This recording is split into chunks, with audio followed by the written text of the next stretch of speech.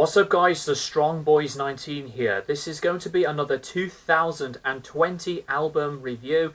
I know this camera shot is a little awkward in this spot. I've placed the little camera on top of the CD player with the light of the laptop behind it.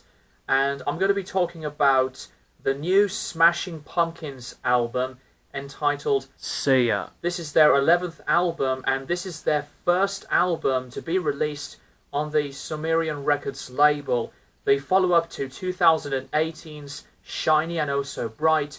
Surprisingly, that was released on Napalm Records with the notoriously divided person of Rick Rubin doing the production.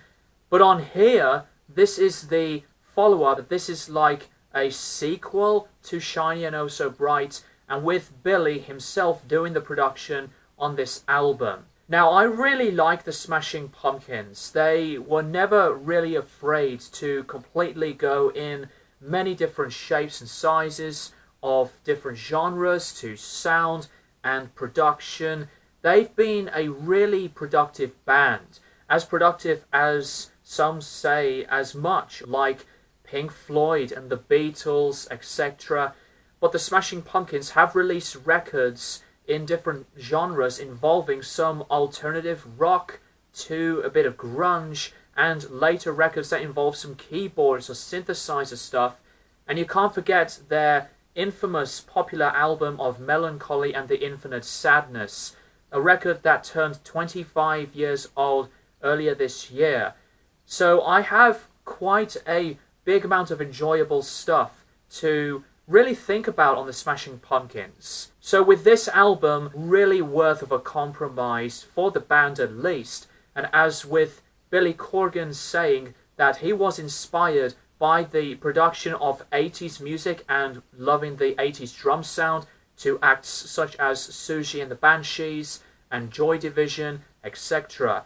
And there was talk on this album that the band had made 35 songs, but they've trimmed the whole thing down to still an astronomical amount of material for this record. This album, being the follow-up to Shiny and Oh So Bright, it is 20 tracks, and the album entirely is 72 minutes. And when this album came out, I've seen quite a lot of these really desperate to angry comments on this album. None other than a synth pop album. Now, I really like some of the synth pop sounds from acts like Soft Cell to Depeche Mode and Kraftwerk, etc. So I really give a lot of the credit to the band for going in such a big amount of creative freedom, as some would claim this record to be as that. There are some really good moments on this album. I'll get to those now. I think that the attempts to find a new direction was very, very promising and compelling.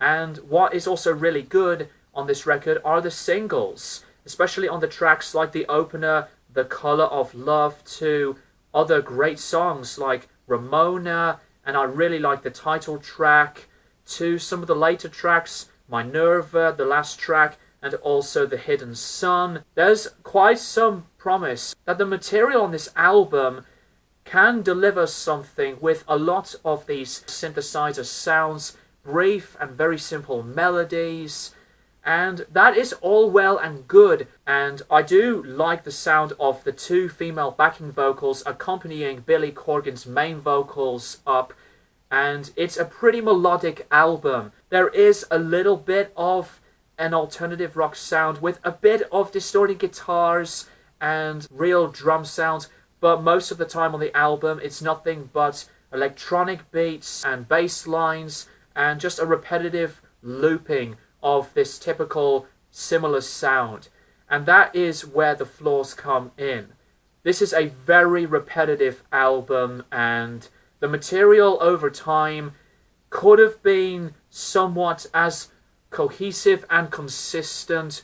This, to me, sometimes felt really underwhelming to the point that it's lackluster and it's not that inventive to add some more spice or different ways of sound or a great texture of music that could strongly grow these pieces of music, of these tracks together in a different, changed feeling way.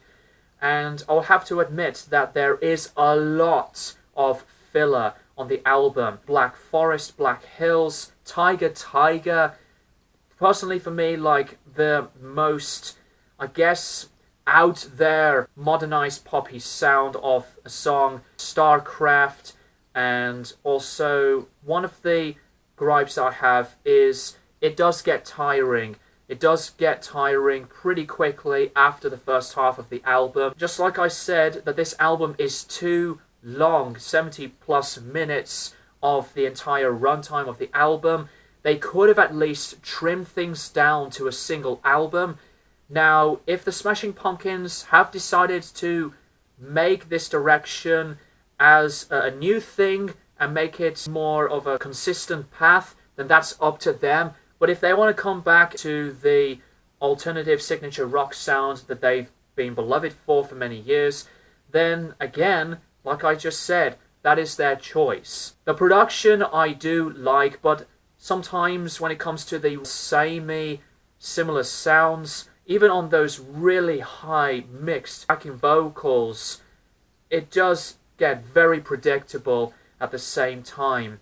So I'll have to admit that there are some moments to this record that I like, but as a whole, this album was sometimes disconnecting and it's pretty disappointing.